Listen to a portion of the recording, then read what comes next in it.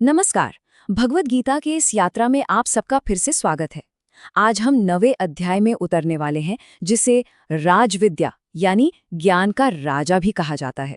जरा सोचिए, सारे ज्ञान का शिखर, वो सबसे गहरा रहस्य जो बस खुलने का इंतजार कर रहा है। चलिए देखते हैं कि कृष्ण क्या अद्भुत रहस्य उजागर करने वाले।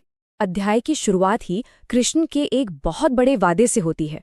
वो अर्जुन को सिर्फ कोई जानकारी नहीं दे रहे, बल्कि एक ऐसा रहस्य बताने का वादा कर रहे हैं जो हमारी आम समझ से बिल्कुल परे है। बस इसी एक बात से माहौल तैयार हो जाता है कि भाई ये कोई मामूली पाठ नहीं होने वाला, ये तो वो ज्ञान है जो सब कुछ बदल सकता है। तो सवाल ये है कि इतने गहरे रहस्य को कोई समझेगा कैसे? कृष्ण फौरन साफ कर देते हैं, देखो, ये कोई दिमागी पहेली नहीं है जिसे सिर्फ तर्क से सुलझा लिया जाए। इसके लिए एक अलग तरह का औजार चाहिए, एक खुला दिल, अटूट विश्वास और सच्ची भक्ति। ये कुछ ऐसा है जिसे महसूस किया जाता है, सिर्फ सोचा नहीं जाता। तो आखिर वो रहस्य है क्या? चलिए अब सीधे मुद्दे पर आते हैं और उस सर्वोच्च ज्ञान को समझने की कोशिश करते हैं जिसका वादा कृष्ण ने किया है। इस ज्ञान का एक बहुत ही जरूरी पहलू है ईश्वर की प्रकृति को समझना। और यहाँ एक बड़ा दिलचस्प विरोधाभास सामने आता है। ईश्वर हर चीज में मौजूद कैसे हो सकता है, और फिर भी किसी चीज से बंधा हुआ क्यों नहीं है? ये एक ऐसा विचार है जो दिमाग को थोड़ा घुमा देता है, लेकिन इसे समझना बहुत ही ज्यादा जरूरी है। इस पर जरा गौर कीजिए। एक तरफ कृष्ण कहते हैं, मैं इस पूरे ब्रह्मांड में हूं, मतलब हर कण में, हर तारे में, हर जीव में, हर जगह। लेकिन फिर वो ये भी कहते हैं कि वो इन सब से पूरी तरह से अलग है, आजाद है।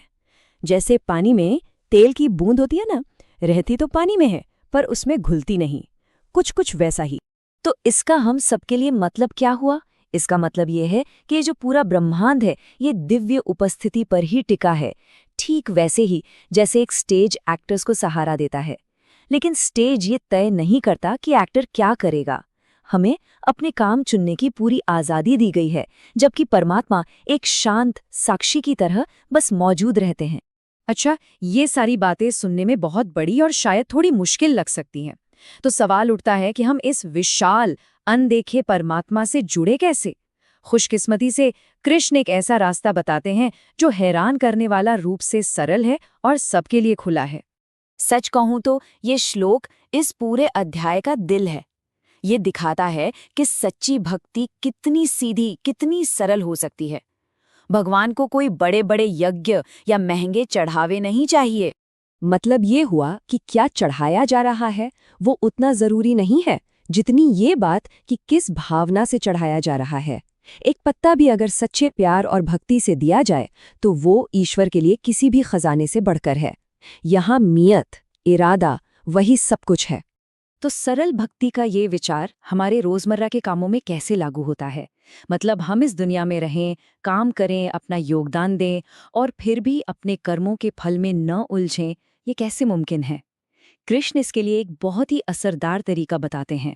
देखिए, ये एक 3 स्टेप का रास्ता है जिसे कर्म योग कहते हैं। पहला, अपना काम पूरी मेहनत और लगन से करो। दूसरा, उसके नतीजे के बारे में सोचना छोड़ दो, उसे ईश्वर को सौंप दो।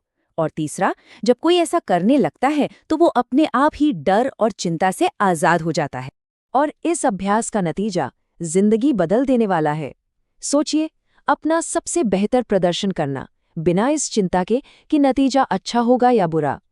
जब हम अपने कर्मों के फल से खुद को नहीं जोड़ते तो हम उस इमोशनल रोलर कोस्टर से बच जाते हैं जो सफलता और असफलता के साथ आता है। हमारा अहंकार, जिसे जीत से ताकत मिलती है और हार से चोट लगती है, वो धीरे धीरे पिघलने लगता है। अब हम इस अध्याय के आखिरी और शायद सबसे क्रांतिकारी संदेश पर आते हैं। ये एक ऐसा संदेश है जो कहता है कि आध्यात्मिक रास्ता किसी एक के लिए नहीं, बल्कि सबके लिए है। ये एक बहुत ही जबरदस्त ऐलान है। कृष्ण यहाँ समाज, लिंग या पिछले जन्म के आधार पर बनी हर दीवार को तोड़ रहे हैं। वो साफ साफ कह रहे हैं कि परमात्मा तक पहुंचने का हक हर किसी को है, बिना किसी भेदभाव के। तो आखिरी बात यह है कि आध्यात्मिक दुनिया में हमारे दुनियावी लेबल, राजा, गरीब, ज्ञानी, पापी, इनका कोई मतलब नहीं है। परमात्मा की नज़र में किसी का बायोडेटा मायने नहीं रखता। जो चीज़ मायने रखती है वो है दिल की पुकार, भक्ति की सच्चाई। ये समानता का एक बहुत गहरा संदेश है। तो जब हम इन सभी बातों को एक साथ जोड़कर देखते हैं तो हमें क्या मिलता है? हमें ये एहसास होता है कि परमात्मा कोई दूर बैठी अनजान शक्ति नहीं है, बल्कि वो हमारे होने के एहसास में ही बुना हुआ है। हम उससे अपने